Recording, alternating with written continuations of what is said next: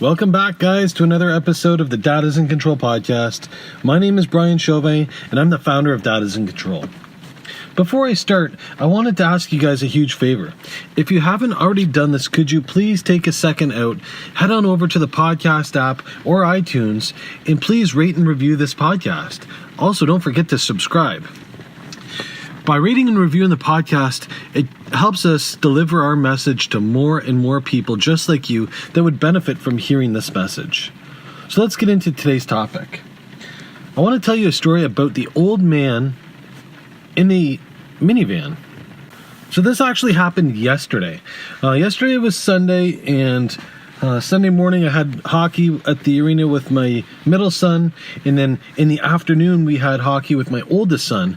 So in between we had a little bit of a break, and we had plans to go to a good friend's house for dinner that evening, and we had to pick up a few things to bring to the dinner. So my wife and I went to the grocery store between hockey games.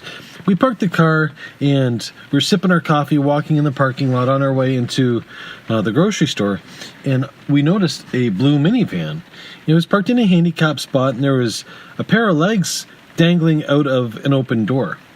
So as we approached closer, an older man peeked his head out the door and said, "Excuse me, sir, could you come here, please?" Looking over at my wife, thinking maybe this guy needed help out of his van, or maybe into his van, I handed over my coffee and we headed in that direction. And as I approached the door, he looked over at me with a smile and said, "Could I tell you a story, sir?" I looked at him and said, "Sure, why not?" Not really knowing what to expect, I listened contently. The old man had in his hands, shaking hands, a picture, and he unfolded the picture and he looked at me and says, "This is a photocopy of a news article that was in the local paper X number of years ago." As I looked at the picture, there was a picture of about 6 to 8 firemen that were kind of lifting the roof or lifting open a door on a car that was all smashed up. The old man started telling me, he said, "This car was in an accident.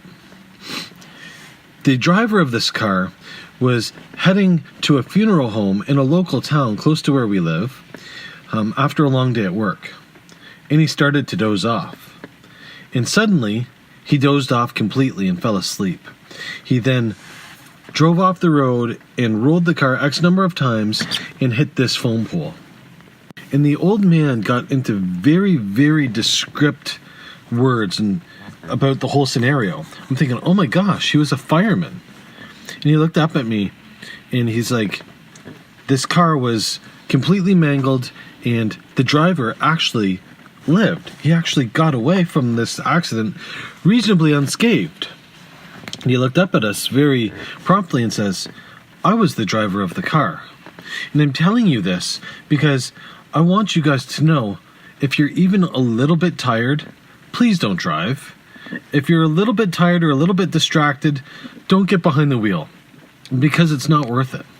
Now, obviously, this car crash happened a number of years ago, and this driver, this man, I don't even know who he was, just a stranger, was so passionate about making a change in the world, having people learn from his mistake, from his error, that he spent the day out there asking people to listen to him and telling his story. Now, he wasn't in front of the grocery store, he was in the parking lot, and I'm sure he didn't have permission, but this gentleman was changing lives the only way he knew how. He was trying to affect change in the world because of an experience that he had. And I looked over at my wife, and without saying words, our body language said to us that, wow, this guy was making an impact on the world. He made an impact on me. We stood there for a quiet couple of seconds and smiled at the guy and gave him a hearty handshake and thanked him for delivering his message. And then we proceeded on with our day. We proceeded to go into the grocery store. All the while having this little story play in the back of my mind. This older gentleman, this wonderful old man, was being the change that he wanted to see in the world. He was sharing his experience, although tough and traumatizing, I'm sure. He was sharing this with everyone so that they could learn from him. They can learn from his mistakes. So why am I sharing this story with you? Well, in this modern day society, I hear a lot of people say things like, one people can't make a change in the world. One person can't affect things in this crazy world. The government's too strong, or this or that. My opinion doesn't matter. Well, I'm here to tell you that this gentleman's perspective changed my method of thinking. It changed the way that I think about driving while I'm tired. It changed the whole way that I think about pay attention while I'm driving, etc. When you have a message that you want to deliver and you're passionate about that message, people will listen. When you deliver a message so strong and so proud because of the way that you think, because it's your belief, because you're certain that this message will change people, people will listen. Your voice does matter. Your perspectives do matter. People care about what you have to say. So put it out there in any way that you can. Sometimes when I'm scrolling on social media, I see people bitching about our government, or bitching about the US government, or bitching about the leaders, whether it's Donald Trump or Justin Trudeau or Doug Ford or, any congressman or any Supreme Court justice.